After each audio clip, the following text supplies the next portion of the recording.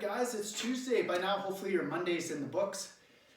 For me, Monday was a lot of upper body. I felt my shoulders, traps, a bit of bicep from all the pulling. Tuesday, we're switching gears. Definitely posterior chain focused, more on the endurance than the strength aspect because of these home workouts and lightweight. We got a 20-minute AMRAP, as long as they get for individual workouts in most cases. So expect it to be a grinder. You got to pace yourself. Think of nice even rounds throughout. I was able to hold probably about 3:45 to 4 minutes, 4.5 minutes as I slowed down a little bit in the later rounds. So somewhere around there, I was able to get in the 20-minute AMRAP 4 and 13. So 4 rounds, and then I got 13 kettlebell swings.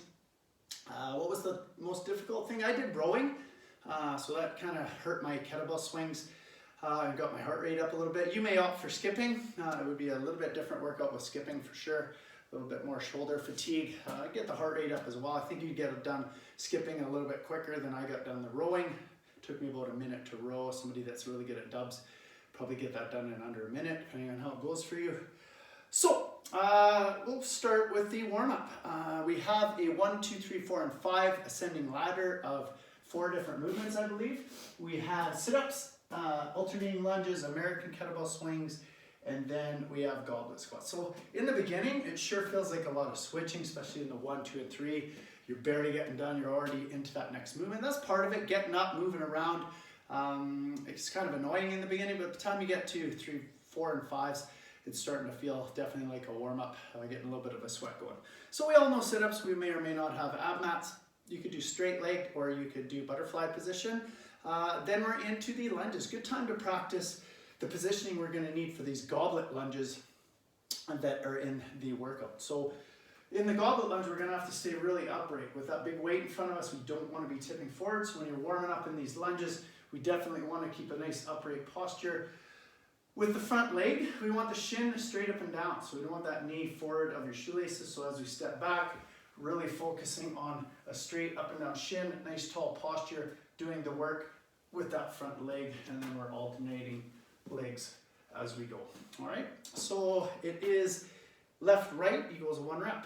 Okay, next movement is a Russian kettlebell swing. So that is just eye level. Okay, focusing on hip drive, focusing on not tipping too far forward, just using hip drive, hinge and drive to elevate kettlebell. And we're just looking for eye level on these. All right, so, and last but not least, we have the goblet lunge. Sorry, I should have held on to that kettlebell. So I would start practicing your goblet, how you're going to hold your goblet lunges. Now I've used to hold it like this and kind of pinch the kettlebell with my forearms. Vince kind of cued me into going upside down with the horn and going like this. If you can get you a close-up, way better for these lunges. I found I tried both versions. So yeah, doing your squat, holding the kettlebell in the goblet position or dumbbell if that's what you have. So we're taking it down, full depth, and then driving on. Really activating midline, getting the squatting muscles warmed up a little bit. So 1 of each, 2 of each, 3, 4, 5. If you do the math, that equals 15 reps. Good general warm up, get you moving. You're gonna have to warm up your movements for the workout. We have kettlebell swings. Now we're taking it up over the head. It's a good opportunity for me to talk about what you're gonna do with your dumbbells. Some of you guys don't have kettlebells. So I will grab the big kettlebell or a dumbbell. This is a 60, probably not a great option. I'm gonna go grab a 50, I'll be right back.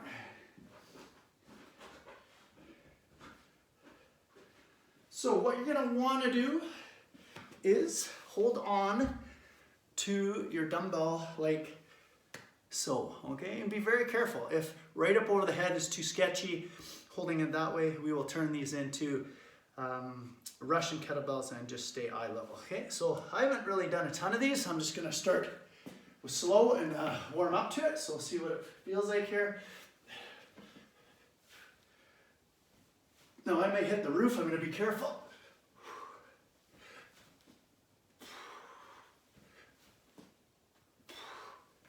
So it is definitely doable, but grip is going to be a factor on that. So when you're tired, you may opt for just a American or a Russian kettlebell swing. Definitely more grip, taking it all the way up over the head, a little bit of balance involved with that. May want to go a little bit lighter on that. What's another option? We could possibly do, it's 20, so you could do maybe 10 and 10 single. That way at least you get to hold on to the handle of your dumbbell, and it would be this, okay? Now I would get more of a workout out of doing 10 single on that arm and 10 single on that arm to get my 20, then hold double. And I'm just gonna try, see what it feels like to hold on to the dumbbell like this and do a swing up over the head. Never tried it. Just gonna experiment with you guys a little bit.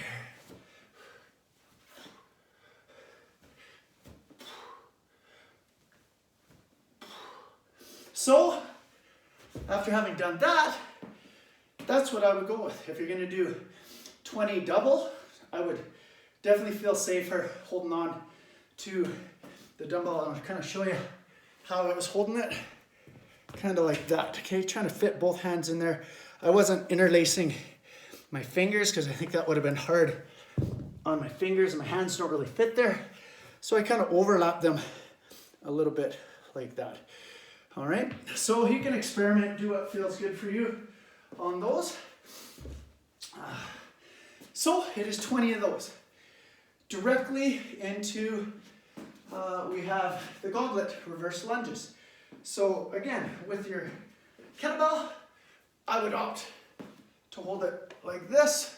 And again, staying nice and upright, trying to really focus on a vertical shin, keeping heel down and front leg, nice tall posture as you're doing those lunges. Remember not to be on that tightrope.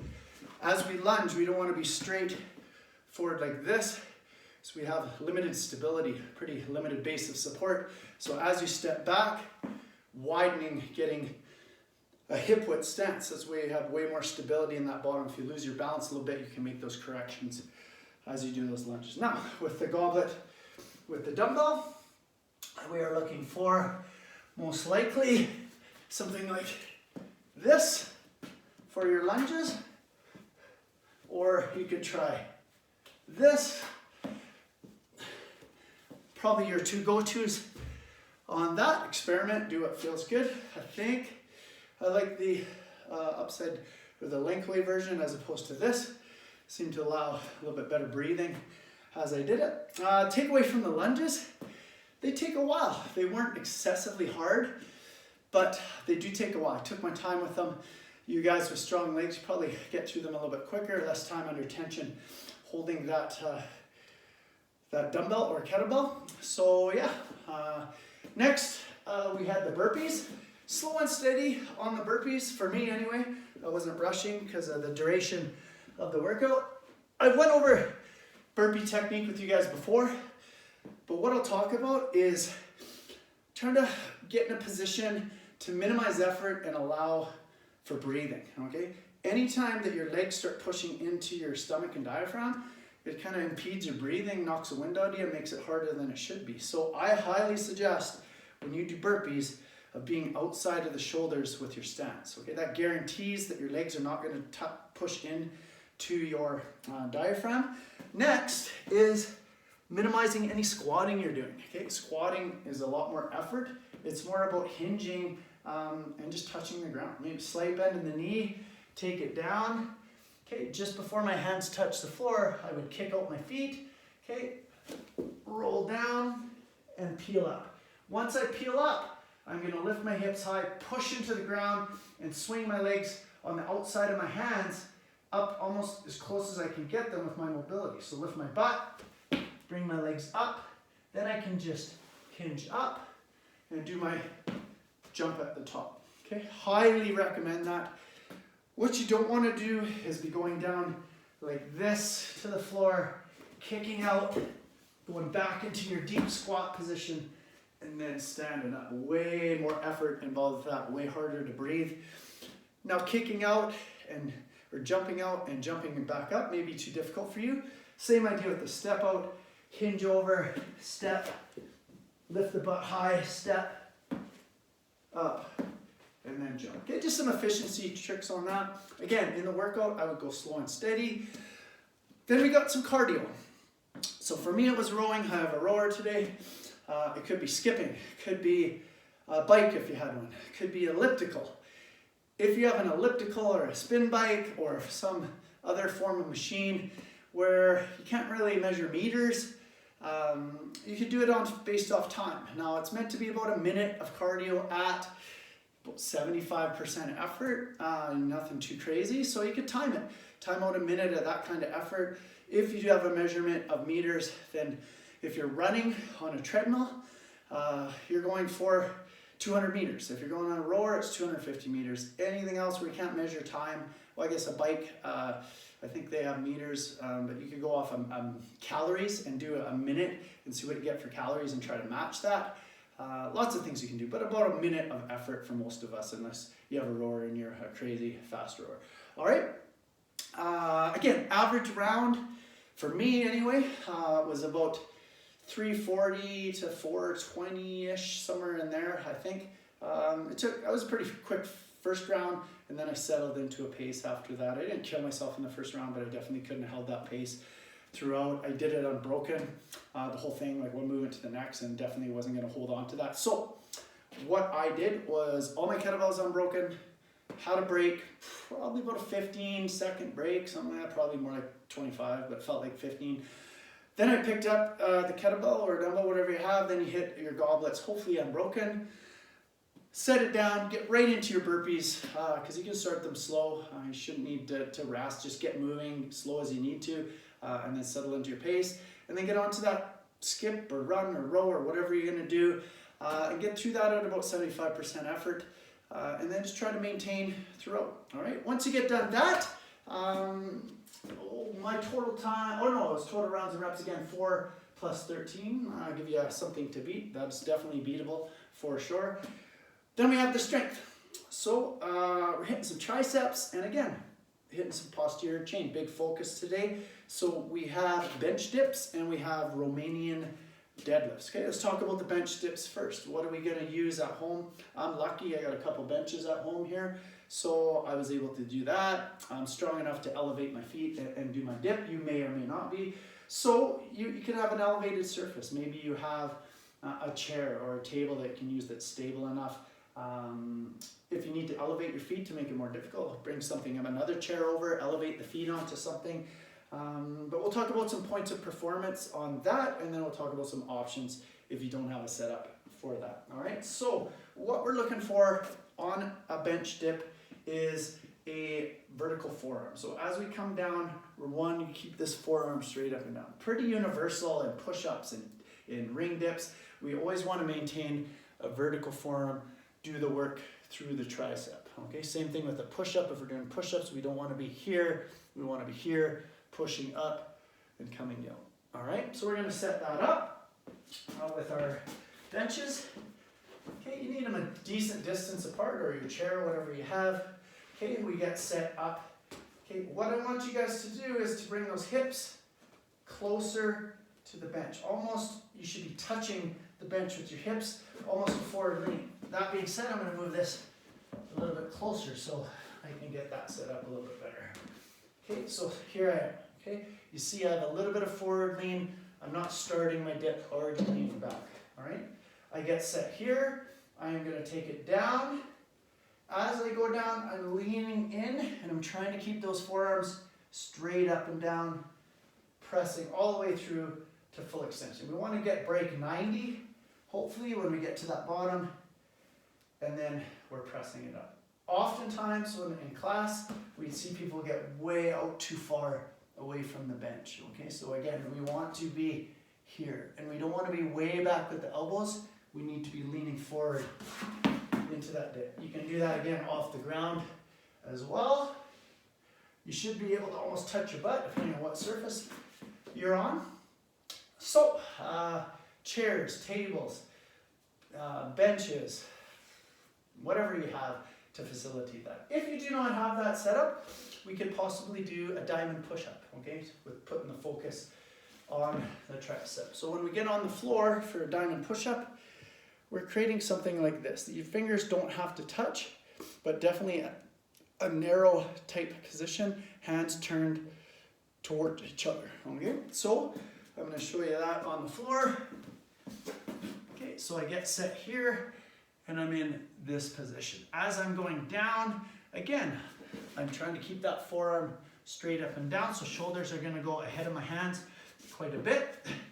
I take it down, touch my chest, and then come up. If you have to elevate off a surface, same idea, putting the focus in to the tricep. It's 3 rounds, 20 dips.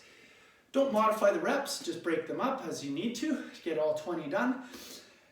We're pairing that with Romanian deadlifts, all right? A lot of us have single dumbbells at home.